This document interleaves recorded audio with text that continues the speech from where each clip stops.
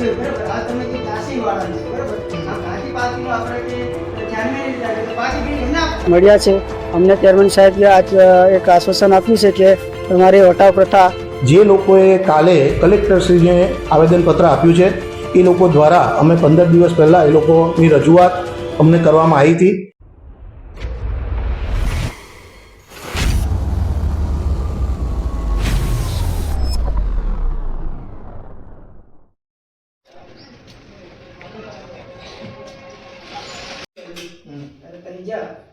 ત્યારે તમારો કપાસ ખરાબ છે કે સીસીઆઈમાં લીધો નહીં હવે કયો ખરાબ હતો કે પછી કેવો હતો કીડાનો થોડો ખરાબ હતો દિમાગ ખાઈ ગયો ત્યાંથી પછી અમે હરાજીના મોકલી આવ્યા એવું ખેડૂતોને કીધું છે. તમને ખેડૂતે કીધું કાલે સીસીઆઈમાં ફોન કેમ ના કર્યો તમે? અમને મારવા એટલે આજે અમને જાણ કરી જો એ વાત તમારી તમને એવું નથી મારી વાત સાંભળી લો. નામ તમારું તમારું શું નામ?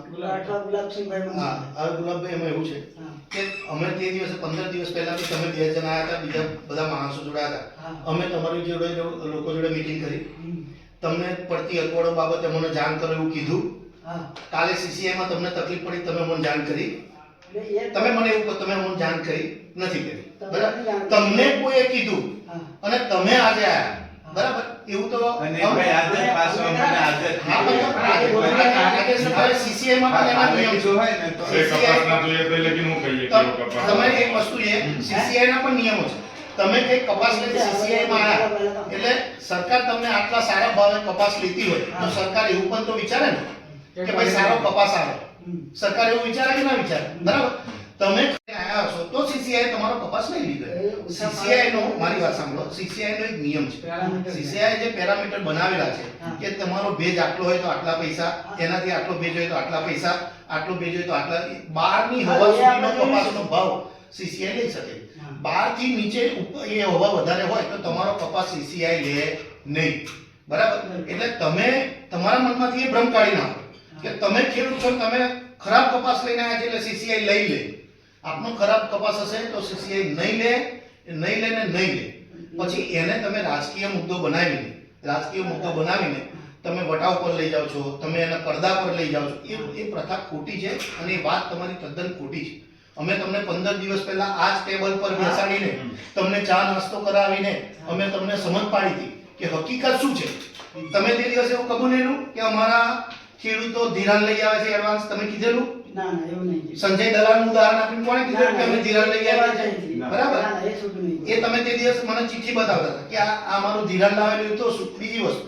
તે દિવસે મેં તમને એવું કહું, તે દિવસે આપને એ વાત થઈ હતી કે સેમ ડે પેમેન્ટ વગર વટાવ કાપે બધું કાપે તમને પૈસા સરકાર દ્વારા જે નિયમ બનાવ્યો એ દ્વારા આપવાના છે. ચેક લેવાનું બરાબર, આવી વાત થઈ હતી. તમે શું કીધું તો અમારા ખેડૂતો પાસે અમુક પાસે ખાતા ના હોય વાત થઈ. મેં તમને વાત થઈ હતી, તમે એવું કીધું. મેં તમને વળીને શું કીધું કે આપણે અમને મોદી સાહેબની જે સહાય આવી અને આ બધી જે યોજના હોય એનો લાભ મળ્યો તો ક્યાં તો ખાતામાં ડાયરેક્ટ પૈસા આવ્યા હશે. કે આજની તારીખમાં એક પણ વ્યક્તિ ખેડૂત ખાતેદાર એવો નહીં હોય કે જેનું ખાતું ના હોય બરાબર. એટલે આપણે એ વસ્તુ પણ ખોટી છે. જીનર્સોને પણ આપણે સપોર્ટ કરવો પડે, ખેડૂતોને પણ સપોર્ટ કરો. ખેડૂત મરવો ના જોઈએ. સરકાર પણ એ બાબતે તત્પર છે, અમે લોકો પણ તત્પર છે. પણ એ સાચી તમારી રજૂઆત હશે તો. તમે વારે ઘડીએ ખોટી રજૂઆત કરીને મોટા સાહેબોને હેરાન કરો, અમને હેરાન કરો, એનો કોઈ મતલબ. અને બીજી વસ્તુ ગુલાબભાઈ, બીજી વસ્તુ તમને એમ જ જવાબ તમે મારી વાત સાંભળો. અમારી તમને ધાક લાગે તમે એવું કહો છો. તમે કલેક્ટર સાહેબ જોડે મારી વાત સાંભળો. કલેક્ટર સાહેબ એટલે આપના જિલ્લાના રાજા. જિલ્લાના રાજા જોડે તમે જવા ગભરાતા નથી તો અમે તો જિલ્લાના રાજા નથી. બીજી વસ્તુ અમે પણ તમારી જેવા માનવ જ છે, અમે પણ ખેડૂત પુત્રો જ છે, અમે પણ ખેડૂત ખેતી સાથે જોડાયેલા છે. અમે કોઈ બે માથા રાખતા નથી. અમારો ઇતિહાસ એવો નથી કે અમે કોઈને ગાળ દીધી હોય. અમારાથી તમારે ગભરાવાની જરૂર. બીજી વસ્તુ આજે અમારો ટાઈમ અમને મીટિંગનો પતી ગયો, અમે નીકળી ગયા હતા, તમે આયા, તમે કીધું અમારે મળું, તમે પાછા આયા. તમને એવું કોઈ જગ્યાએ તમે બીજા કામે આયા હોય ને પછી આ તો પણ અમે ટાઈમ આપ્યો તમને.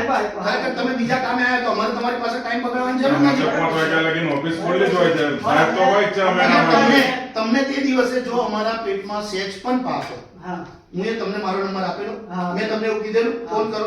વચ્ચે તમારો મને કોલ આવ્યો તો પાકું બિલ નખાયેલા ખેતીવાડી ઉત્પાદન બજાર સમિતિનું બિલ પાકું આપે. હવે આ પાવતીમાં આવે. પાવતીને કોઈ ગણતરીમાં લેવામાં કોઈ આવતું આજે નથી. આ બરોબર? કાચી પાવતી હોય બરાબર, આ તમે જે ક્યાસી વાળાની છે બરાબર, આ કાચી પાવતીનો આપણે કે ધ્યાનમાં નહીં લીધા કે તો પાકી બિલ એમને તમારે રજૂઆત કરો કે એને પાકી બિલ પાકું બિલ આજની મીટિંગમાં મારી વાત તમારી રજૂઆત આ સાચી છે. એ લોકો હમણાં આજના મુકવા આ રીતે એટલે આપણે એમને કહી દીધું છે કે કોઈ હમણાં એ લોકોની મીટિંગ હમણાં આજ રોજ તારીખ 30/12/2025 રોજ અમે બોડેલી બજાર સમિતિમાં આવ્યા છે. ચેરમેન સાહેબ વાઇસ ચેરમેન સાહેબને મળ્યા છે. અમને ચેરમેન સાહેબે આજ એક આશ્વાસન આપ્યું છે કે તમારી વટાવ પ્રથા એ બંધ આજથી બધે વેપારીઓ જોડે અમે ચર્ચા કરી છે અને બંધ કરવામાં આવી છે એવું અમને આશ્વાસન મળ્યું છે અને અમે એનાથી સંતોષ છીએ. એટલે બધા મિત્રોને નમસ્કાર. આજના સંદર્ભમાં પ્રેસ કોન્ફરન્સ બોલાવવાનું કારણ એ હતું કે કાલના બોડેલી લાઈવના સમાચાર દ્વારા અમને લોકોને બોડેલી એપીએમસી લોકોને ખબર પડવામાં આવી કે કાલે બોડેલી લાઈવ દ્વારા કલેક્ટરશ્રીને કમાટ વિસ્તારના ખેડૂતોએ આવેદનપત્ર આપેલું છે. એ આવેદનપત્રમાં એમનો મુદ્દો એવો હતો કે બોડેલી એપીએમસી દ્વારા કપાસ લઈને જે લોકો આવે છે એ લોકોનો વટાવ કાપવામાં આવે છે અને કરદો કરવામાં આવે છે. ત્યારે મારે એવું કહેવું છે કે આજથી 15 દિવસ પહેલાં જે લોકોએ કાલે કલેક્ટરશ્રીને આવેદનપત્ર આપ્યું છે એ લોકો દ્વારા અમે 15 દિવસ પહેલાં એ લોકોની રજૂઆત અમને કરવામાં આવી હતી.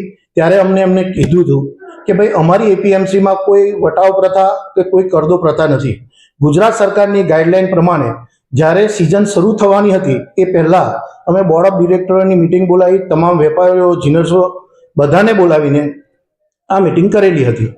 ત્યાર પછી અત્યાર સુધી અમારી જોડે એક પણ જણની કોઈ પણ ખેડૂતની એવી ફરિયાદ આવી નથી કે અમારી બોડેલી એપીએમસી દ્વારા જીનર્સોએ જે લાયસન્સ હોલ્ડરો છે એ લોકોએ કોઈ કરદો કર્યો હોય કે કોઈ વટાવ કાપ્યો હોય.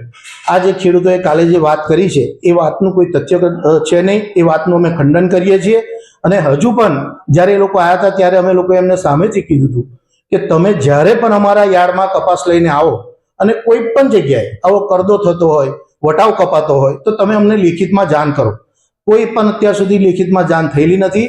અને અમે વારંવાર દરેક ખેડૂતોને કહીએ છીએ, અમે દરેક જીન આગળ, દરેક અમારી એપીએમસી આગળ ગુજરાત સરકારે જે નિયમ પરિપત્ર બહાર પાડેલો છે ખેડૂતો માટેનો એ તમામ પરિપત્રો અમે જાહેરમાં મૂકેલા છે અને અત્યાર સુધી એવી કોઈ પણ ફરિયાદ અમારા સુધી આવી નથી. આ એક રાજકીય સ્ટન્ટ અમારી ગણતરીએ લાગે છે.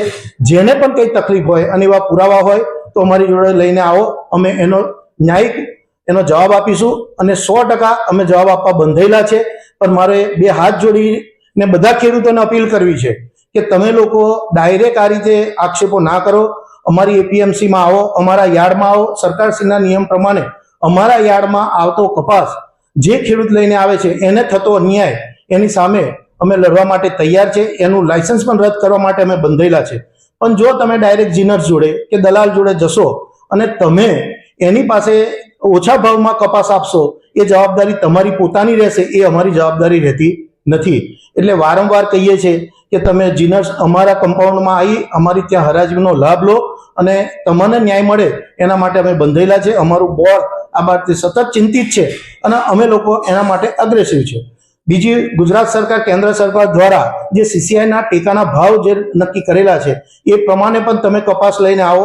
એના નિયમો છે કે કેટલું મોઇસ્ચરાઇઝ હોય તો એનો ભાવ શું છે એ પણ તમે જાણો. અમે બોર્ડ મારેલું છે જેથી કરીને સીસીઆઈની બી ખરીદી ફૂલ જોશમાં ચાલુ છે.